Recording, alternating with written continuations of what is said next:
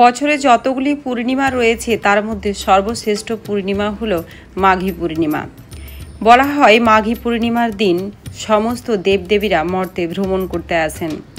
এটাও বিশ্বাস করা হয় মাঘী পূর্ণিমার দিন স্বয়ং শ্রী বিষ্ণু গঙ্গার জলে তিনি অবস্থান করেন।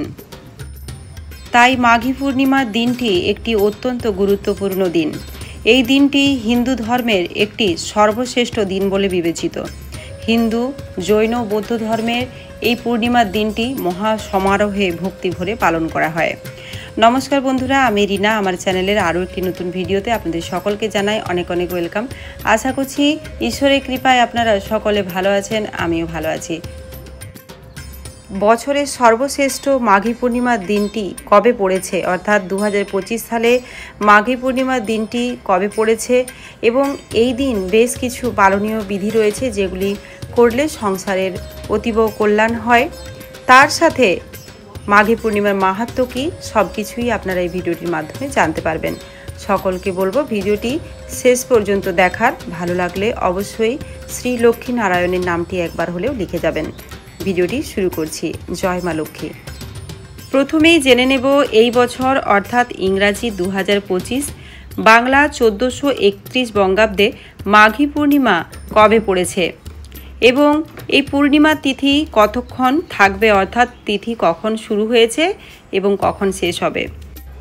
এই বছরের সর্বশ্রেষ্ঠ মাঘী পূর্ণিমা তিথি শুরু হচ্ছে আজ 28শে মাঘ 11ই ফেব্রুয়ারি রাত 6:58 থেকে এবং মাঘী পূর্ণিমার তিথি থাকছে আগামী 29শে মাঘ 12ই ফেব্রুয়ারি বুধবার রাত 7:09 পর্যন্ত।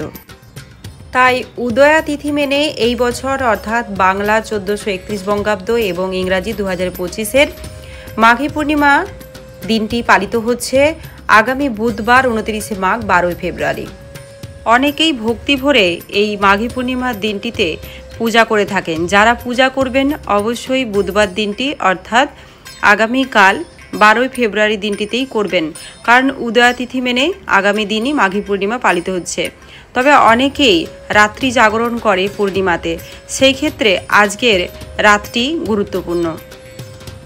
মাঘী পূর্ণিমার দিন যদি আপনারা এই কাজটি করেন তাহলে আপনার মনের মধ্যে চরম শান্তি আসবে। সাথে যদি আপনার কোনো রকম দোষ থাকে, চন্দ্রদোষ থাকে, সেটি দূর হবে। সেই কাজটি হলো ভগবান চন্দ্রদেবকে অর্ঘ্যদান। মাঘী পূর্ণিমার দিনে ভগবান চন্দ্রদেবকে অর্ঘ্য নিবেদন করার রীতি রয়েছে। মনে করা হয় কেউ যদি ভক্তি ভরে ভগবান চন্দ্রদেবকে অর্ঘ্য নিবেদন করেন তাহলে তেনার সকল মনোবাসনা পূর্ণ হয়। অর্ঘ্য নিবেদন যখন করবেন তাতে আপনারা অবশ্যই ফুল রাখবেন এবং সাথে আপনারা অবশ্যই সাদা রঙের মিষ্টি বা ক্ষীর বা দুধ রাখবেন এবং সাথে জল রাখবেন। আপনারা যদি ভগবান চন্দ্রদেবকে অর্ঘ্য নিবেদন করেন তাহলে আজ এবং আগামীকাল দুটো দিনেই করতে পারবেন এবং যখন আপনারা ভগবান চন্দ্রদেবকে অর্ঘ্য নিবেদন করবেন সেই সময়টি হওয়া উচিত সন্ধ্যাবেলা। যেহেতু মাঘী পূর্ণিমার তিথি থাকছে আজকে এবং কালকে 2 দিন সন্ধ্যাবেলায়, তাই সন্ধ্যাবেলাতেই কাজটি সম্পন্ন করা প্রয়োজন। মাঘী পূর্ণিমার দিনটি আর 5টা কোনো দিনের মতো সাধারণ দিন নয়। এই দিনটি অত্যন্ত একটি পবিত্র দিন। এই পবিত্র দিনটিতে সত্যনারায়ণ পূজা অনেকেই ভক্তি ভরে বাড়িতে করে থাকেন। বলা হয় মাঘী পূর্ণিমার দিন শ্রী লক্ষ্মী নারায়ণের পূজা করলে বাড়িতে কখনো অন্ন বস্ত্রের অভাব হয় না। এটা বিশ্বাস করা হয় গঙ্গায় এই দিন ভগবান শ্রীবিষ্ণু অবস্থান করেন। তাই এই দিনটিতে অর্থাৎ মাঘী পূর্ণিমার দিনটিতে গঙ্গা স্নান করা অত্যন্ত শুভ বলে মনে করা হয়।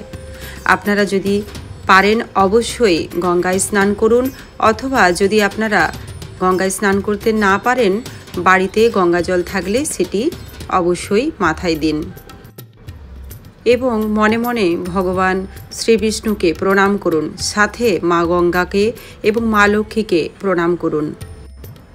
মাঘ পূর্ণিমার দিন শ্রী লক্ষ্মী নারায়ণের পূজা, গঙ্গা স্নান, সত্যনারায়ণ কথা বাড়িতে করা খুবই মঙ্গলজনক।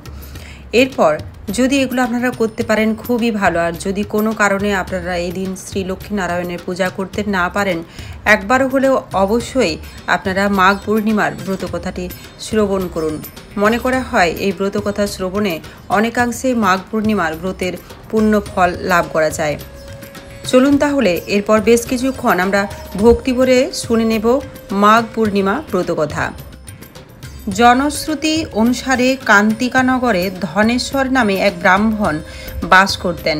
তিনি শুধু ভিক্ষা করেই বেঁচে থাকতেন। ব্রাহ্মণ ও তার স্ত্রীর কোনো সন্তান ছিল না।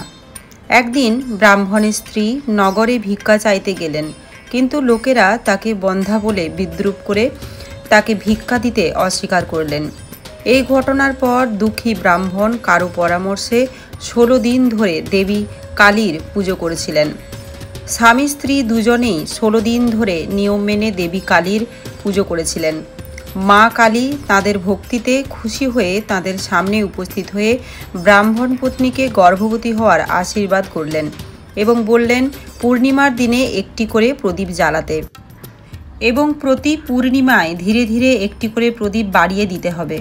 কমপক্ষে 32টি প্রদীপ জ্বালানো এবং পূর্ণিমার উপবাস পালন করতে হবে।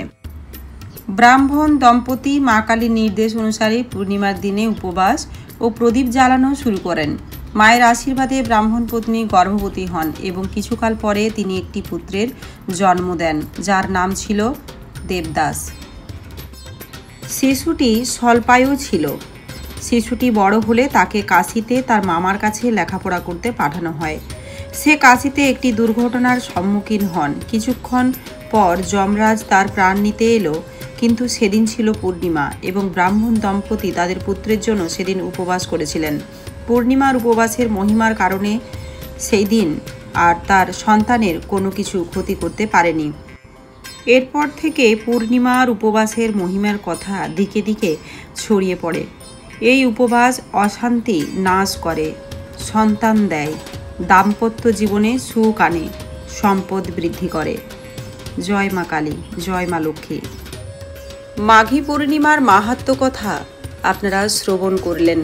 আশা করছি বুঝতে পেরেছেন এই দিনটি কতটি গুরুত্বপূর্ণ এবং পবিত্র দিন। পূর্ণিমার দিনটিতে আপনারা অবশ্যই ভগবানের পূজা করুন, আপনাদের ইষ্ট দেবতার পূজা করুন এবং শ্রী লক্ষ্মীনারায়ণের পূজা করুন। আজকের ভিডিওটি আশা করছি আপনাদেরকে অনেকটাই সমৃদ্ধ করেছে।